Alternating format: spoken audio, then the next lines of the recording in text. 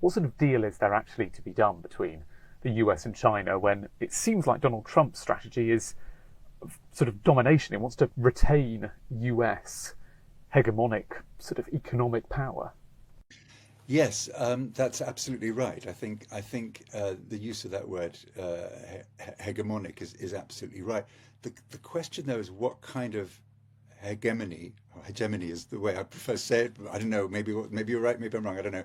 Um, it's difficult to say what kind of hegemony he wants. Um, my hunch is that actually his preference is something more like a regional hegemony.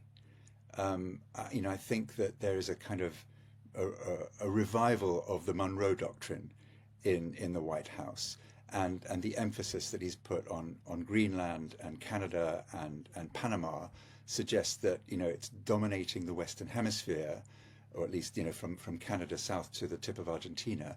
It's kind of that Western Hemisphere is his idea of a kind of sphere of influence.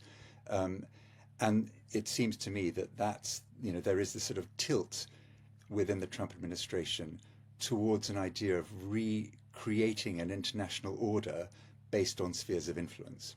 Now, that is consistent with Trump putting pressure on China, because even if even if Trump is willing to acknowledge that China dominates its sphere of influence, then the sort of logic of these things is that not only does Trump want to dominate its own sphere of influence in the Western Hemisphere, but it also wants to make life difficult for other regional hegemons.